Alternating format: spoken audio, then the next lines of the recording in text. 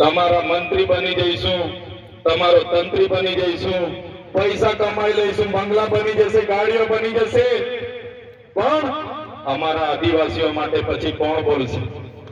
કોણ બોલશે અમારા આદિવાસીઓ માટે? આ વિસ્તારના ઓબીસી માટે કોણ લડશે? આ વિસ્તારના એસસી એસટી માઇનોરિટી માટે કોણ લડશે? ત્યારે અમે કીધું તમારામાં જેટલા અમારા નેતાઓ છે એ નેતાઓને તમે એક પિંજરાના વાઘ જેવા, સર્કસના વાઘ જેવા બનાવી દીધા છે.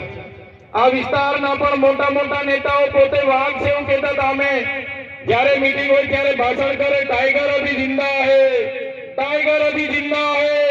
એ ભાષણ કરવા વાળા ભાજપમાં ગયા અને સર્કસના ટાઈગર બનીને આજે બેસી રહ્યા છે.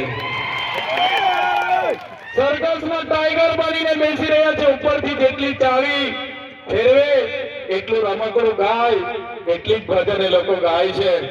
ત્યારે સાથીઓ, આ તમારો દીકરો આ ચૈતર વસાવો એમના સર્કસનો ટાઈગર નથી બનવા માંગતો, જંગલનો ટાઈગર બનીને સ્વતંત્ર ફરવા માંગે છે. જંગલનો ટાઈગર બનીને અમે બધા સ્વતંત્ર ફરવા માંગીએ છીએ. આ બધો ઇલાકો અમારો છે. અમારા નસવાડીના એક કાકા ધારાસભ્ય છે, સિનિયર ધારાસભ્ય. નસવાડીમાં આજે અમારો પ્રોગ્રામ હતો.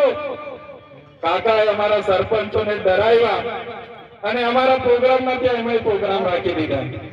ત્યારે કાકાને કહેવા માંગુ છું, આજે ચૈતર વસાવાને નર્મદામાંથી તળી પાર કરી દીધા છે, ત્યાં જવા નથી દેતા.